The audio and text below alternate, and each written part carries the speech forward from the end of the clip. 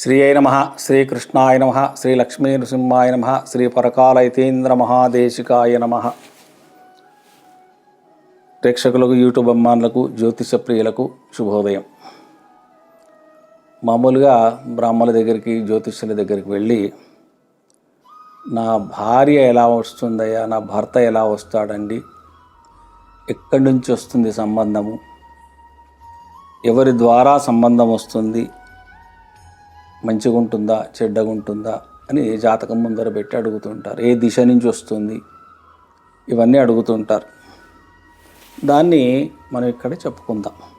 సప్తమ స్థానం అంటే స్త్రీకైతే భర్త, పురుషుడికైతే భార్య విషయాన్ని చెప్పడం జరుగుతుంది. ఈ జాతకంలో అంటే ఒకరి జాతకం తీసుకొని లగ్నంలో అంటే పుట్టిన సమయానికి ఏదైతే లగ్నం అవుతుందో ఆ లగ్నంలో సప్తమాధిపతి, అక్కడి నుంచి 7వ రాశి అయినటువంటి రాశ్యాధిపతి లగ్నంలోనే ఉన్నట్టయితే వివాహం, దగ్గరి సంబంధం వాళ్ళతో వివాహం జరుగుతుంది.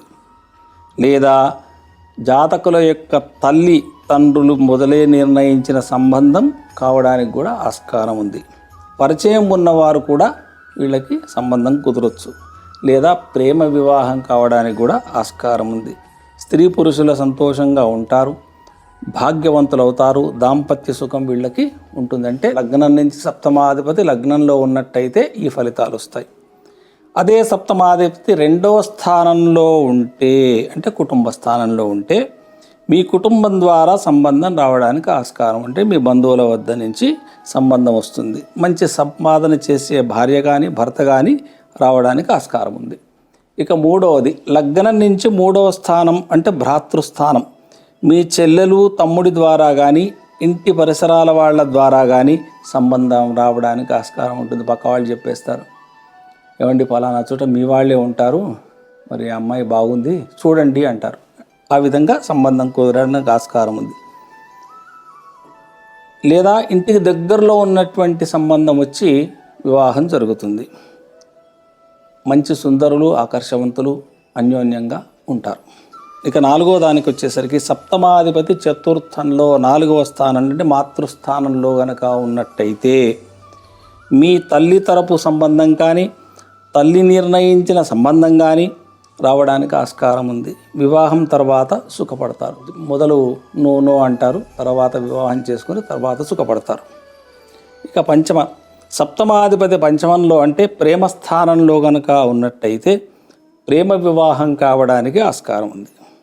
దీనికి ఎక్కువనే చెప్పొచ్చు. ప్రేమస్థానం కనుక జీవిత భాగస్వామి విద్యార్థి దశ నుండి పరిచయం ఉండి వారితో వివాహం జరగడానికి ఆస్కారం ఉంటుంది.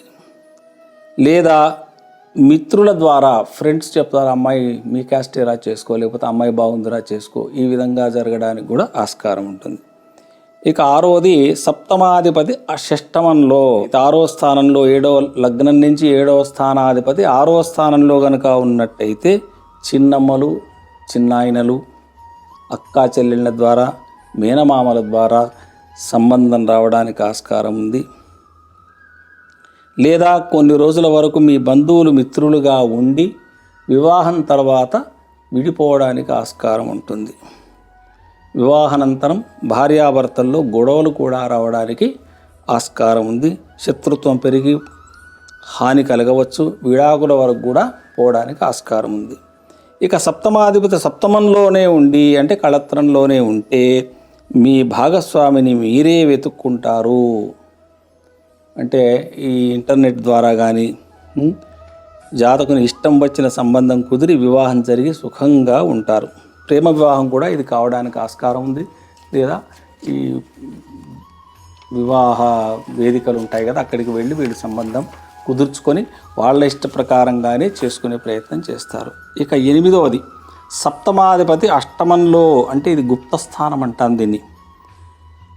ఉంటే వీరు ఊహించని ప్రాంతం నుండి దూరం ఎటువంటి సంబంధం లేకుండా దూరమైనటువంటి సంబంధం వచ్చి అనుకోని ప్రదేశం నుండి సంబంధం వచ్చి వివాహం అవుతుంది. కానీ అన్నీ చకచక స్పీడ్గా అయిపోతాయి. వాళ్ళు వస్తారు, చూస్తారు, వారం రోజుల్లో ఎంగేజ్మెంట్ అంటారు, 15 రోజుల్లో పెళ్లి చేసేస్తారు, అయిపోతుంది. రెండోది ఏమిటంటే వివాహం 8వ స్థానంలో కనుక సప్తమాధిపతి ఉన్నట్టయితే మ్యారేజ్ లేట్ కావడానికి కూడా ఆస్కారం ఉంటుంది. సంఘర్షణలతో వివాహం జరుగుతుంది. ఇంట్లో వాళ్ళు వద్దనడం, వాళ్ళ ఇంట్లో వాళ్ళు వద్దనడం, తర్వాత పెళ్లి చేసుకోవడం, ఆ తర్వాత ఇవన్నీ జరిగిపోతాయి. ఇక సప్తమాధిపతి నవమంలో అంటే భాగ్యస్థానంలో ఉంటే మీ తండ్రి ద్వారా సంబంధం నిర్ణయించబడుతుంది, లేదా మీ తండ్రికి పరిచయం ఉన్న వాళ్ళ ద్వారా ఈ సంబంధం రావడం జరుగుతుంది, లేదా మీ పినతండ్రులు అంటే చిన్నాయనలు తెచ్చినటువంటి సంబంధం కావచ్చు. వివాహానంతరం మీ భాగ్యం మారి చాలా సుఖంగా ఉండడానికి ఆస్కారం ఉంది.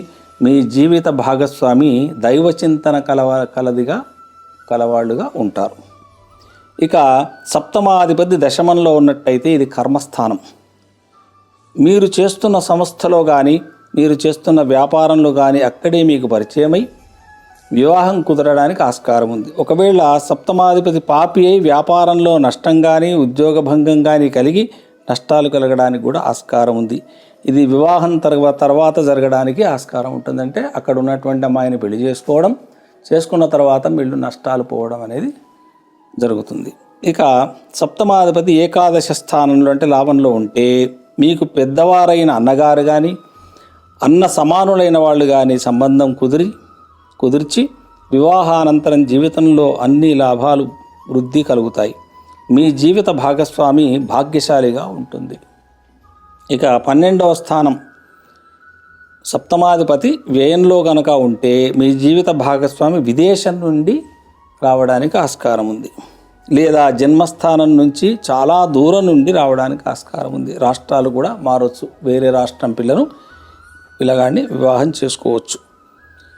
వివాహ బంధం విడిపోవడానికి కూడా ఆస్కారం ఉంటుంది. ఎందుకంటే వ్యయస్థానం కనుక ద్వికళత్ర యోగాలు జరగడానికి ఆస్కారం ఉంది.